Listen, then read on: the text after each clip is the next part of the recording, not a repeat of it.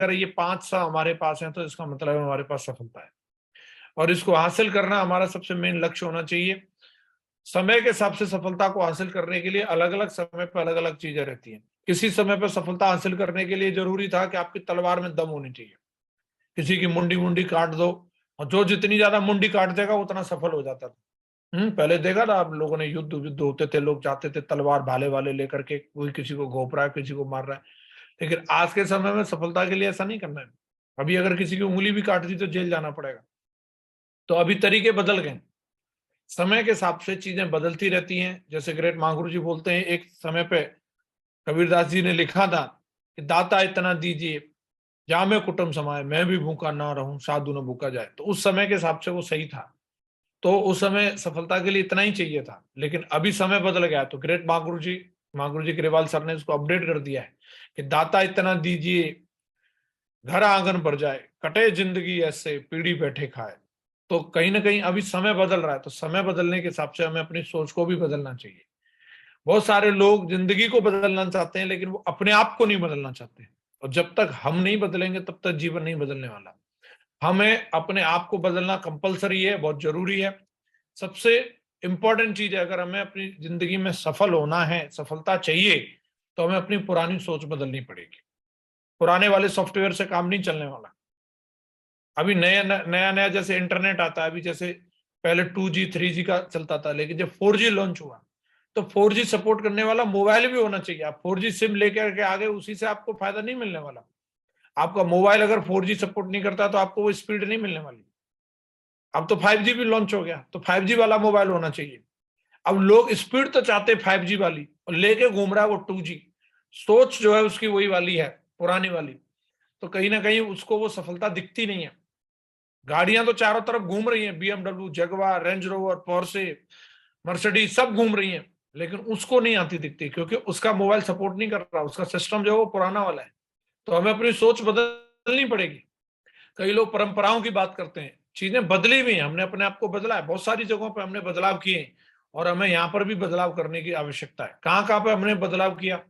जो व्यक्ति बोलता है मैं बदलना नहीं चाहता, अगर उन्हीं से पूछोगे तो बहुत सारी जगहों पर हम लोगों ने बदलाव किया। जैसे हमने कम्युनिकेशन के लिए अपने आप को बदला है।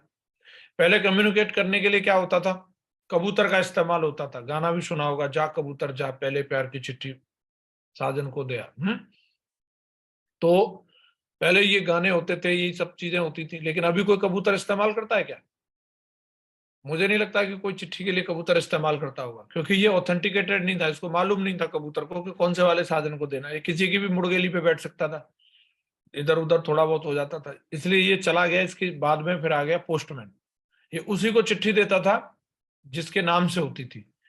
तो हमने अपने आप को फिर उसमें कन्वर्ट कर लिया, और हम सब लोगों ने पोस्टमैन का इस्तेमाल किया। लेकिन इसमें भी लफड़ा था। अगर मान लो कोई बंदा कहीं बाहर पोस्टिंग है, और उसने अपने घर चिट्ठी लिखनी है, और घरवाली अगर अनपढ़ है, तो वो मन की बात नहीं लिख सकता था, क्योंकि चिट्ठी पड़ोसी से पढ़वानी पड़ेगी। इसलिए पुरानी चिट्ठी में लोग क्या लिखते थे? यहाँ का मौसम अच्छा है, आशा करता हूँ वहां का मौसम भी अच्छा होगा, कम लिखे में ज्यादा समझना, बड़ों को आदर छोटों को प्यार। क्या सच में वो यही लिखना चाह रहा था?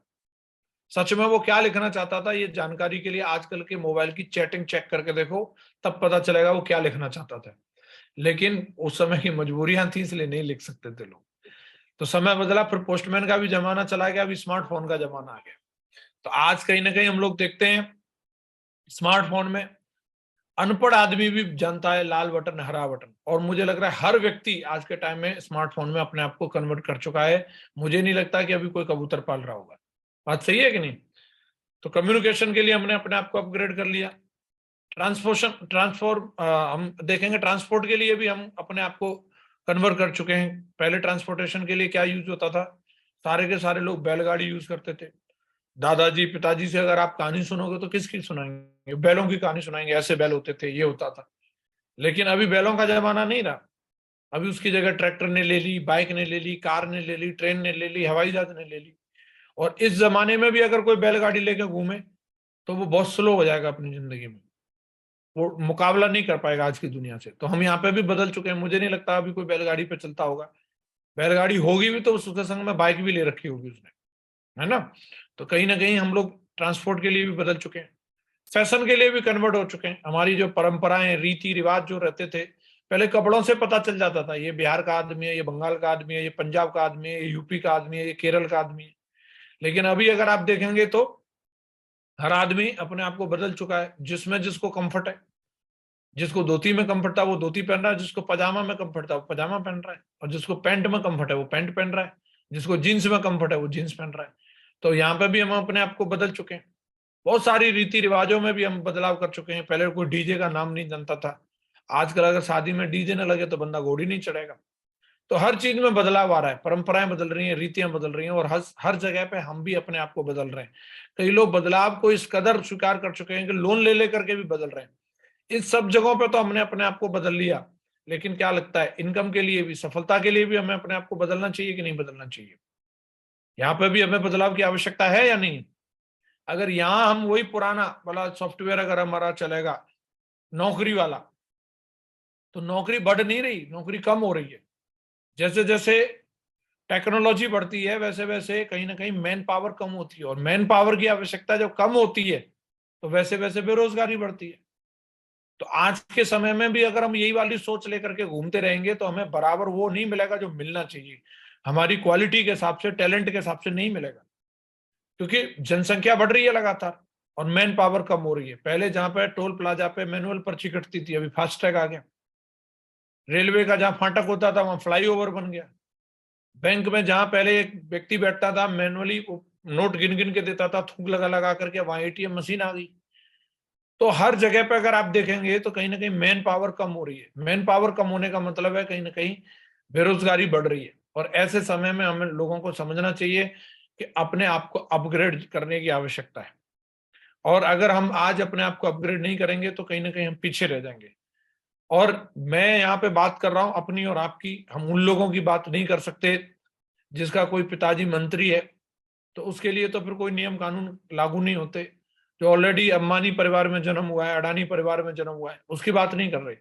हम बात कर रहे हैं एक नॉर्मल व्यक्ति जो गांव से बिलोंग करता है, जो एक किसान परिवार में जन्म हुआ, उसके लिए क्या क्या ऑप्शन है, वो अपनी जिंदगी में क्या कर सकता है।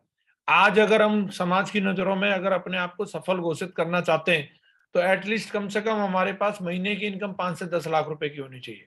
क्योंकि आज मिडिल क्लास स्टैंडर्ड के लिए 1 लाख रुपए महीने चाहिए। 1 लाख रुपए महीने से कम अगर हम कमा रहे हैं तो मिडिल क्लास में नहीं आते। तो अगर हमें अमीर बनना है तो कम से कम एटलीस्ट आज हमारे पास 5-10 लाख रुपए महीने की इनकम होनी चाहिए। और एक नॉर्मल आदमी के लिए क्या क्या ऑप्शन है? वो खेती कर सकता है, नौकरी कर सकता है, बिजनेस कर सकता है, किराए का कोई काम कर सकता है, या फिर शेप शॉप में काम कर सकता है। अगर खेती से कोई व्यक्ति महीने का 10 लाख कमाना चाहता है तो कितने बीघा खेत होना चाहिए? अलग अलग एरिया के हिसाब से जरूरत हो सकती है, लेकिन कम से कम आप ये मान सकते हैं कि सैकड़ों बीघा जमीन होनी चाहिए। कितने लोगों के पास है सैकड़ों बीघा जमीन? और कब तक खरीद लेंगे हम? खेती क्या है? खेती आज के समय में अगर आप सपने पूरे करने के लिए खेती के ऊपर डिपेंडेंट है तो नहीं होने वाला। खेती आज के समय में सिर्फ समाज सेवा का काम है। समाज सेवा क्यों? कि बेच सकते नहीं है क्योंकि इज्जत की बात है और मिलना कुछ है नहीं उसमें से, तो समाज सेवा ही तो हुई। जो व्यक्ति खुद प्रोडक्शन करता है वो खुद से उसकी कीमत नहीं लगा सकता। मार्केट में अगर कोई व्यक्ति 300 रुपए के जूते भी बना रहा है तो वो खुद उस पर एमआरपी लिखता है कि 600 रुपए में बेचने, 500 रुपए में बेचने। लेकिन किसान अपने किसी भी प्रोडक्ट पे एमआरपी नहीं लिख सकता। तीसरा व्यक्ति कीमत लगाता है, वो मंडी में खड़ा खड़ा रोता है कि लागत भी नहीं निकल रही। और ये एमआरपी की पावर कभी नहीं मिलने वाली किसान को। भारत का संविधान ही कुछ इस तरीके का है, उसमें नियम नहीं है इसका। तो आज अगर हम खेती के ऊपर डिपेंडेंट हैं तो कुछ नहीं होने वाला वहां से, नहीं आने वाली मर्सिडीज। दूसरा ऑप्शन है नौकरी। नौकरी होती है साहब, 10 लाख महीना की भी नौकरी है, 50 लाख महीना की भी नौकरी है, 1 करोड़ रुपए महीना की भी नौकरी है, 10 करोड़ रुपए महीना की भी नौकरी है। लेकिन बात अपनी और आपकी कर रहे हैं। हमारी वाली डिग्री में कितने की मिलेगी? अपनी वाली रिज्यूम भेज के देखो, 2-4 कंपनियों में डालो, तब पता चलेगा मेरी एक्सपेक्टेशन क्या है। लिख देना उसमें एक लाइन में 10 लाख रुपए महीने, तब पता चलता है ना कि हमें क्या मिल सकता है, नौकरी कितने की मिल सकती है। तीसरा ऑप्शन है बिजनेस। बिजनेस दिन का भी करोड़ों दे सकता है, लेकिन बिजनेस के लिए चाहिए इन्वेस्टमेंट। अगर 10 लाख महीने का कमाना है तो इन्वेस्टमेंट 10 करोड़ की होनी चाहिए। और खाता चेक करके देखो अभी कितने पड़े हैं। पेटीएम करा करा करके काम चलाना पड़ रहा है, बिजनेस कहां से करेंगे।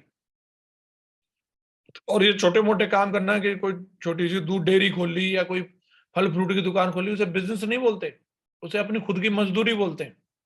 बिजनेस तो शुरू ही करोड़ों में होता है। चौथा ऑप्शन है किराया। किराए का काम बहुत बढ़िया रहता है, उसमें कुछ नहीं करना पड़ता, महीने के महीने बस किराया आता रहता है।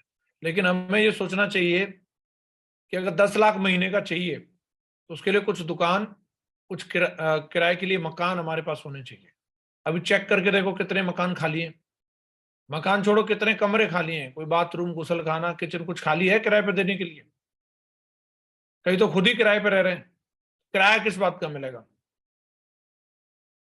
तो कहीं ना कहीं आज सफलता के लिए जो ये साधन है, इन पे उन्हीं लोगों का कब्जा है जो कहीं ना कहीं जो किराए का काम है या बड़े बिजनेसमैन का काम है, जो जिनके दादाजी लोग धनाढ्य थे, धन्ना सेठ थे। एक आम आदमी की एंट्री नहीं हो पा रही उनसे। तो एक आम आदमी के लिए आज के समय में एक ही ऑप्शन है, और वो है सेफ शॉप। मुझे यही बिजनेस मिला सफलता के लिए, और मैंने इसी को स्वीकार किया। हमारी जिंदगी दो रास्ते से चलती है, और आपको देखना है आप इसमें कौन से वाले रास्ते को चूज करते हैं। पहला होता है बाई चॉइस, और दूसरा होता है बाई चांस। बाई चॉइस वाली चीजें सबको मालूम है, हम डॉक्टर चॉइस करते हैं, इंजीनियर बनना चॉइस करते हैं, सीए बनना, एक्टर बनना, पॉलिटिशियन बनना, शॉपकीपर बनना, फार्मर बनना, होटेलियर बनना, सिंगर बनना। ये कुछ चीजें होती हैं जो हम बचपन से डिसाइड करते हैं कि मुझे इस सेक्टर में जाना है, मुझे ये बनना है। तो ये चीज होती है बाई चॉइस, और इसी से रिलेटेड हम पढ़ाई लिखाई करते हैं। कोई भी व्यक्ति अगर डॉक्टर बनता है तो बाई चांस नहीं बनता है कि ऐसे ही बैठा था पुलिया पे और एक दिन डांकिया आया और बोला लो जी आपकी एमबीबीएस की डिग्री आ गई। बाई चांस नहीं बनता, बाई चॉइस बनता है। पहले से ही उसको पढ़ाई करनी पड़ेगी साइंस की, और उसी से रिलेटेड उसको आगे बढ़ना होगा। कोई भी इंजीनियर बनता तो बाई चांस नहीं बनता, बाई चॉइस बनता है। और जो बाई चॉइस वाली चीजें होती हैं, इनके बारे में हमें पहले से मालूम है और इसकी तैयारी हम करते हैं।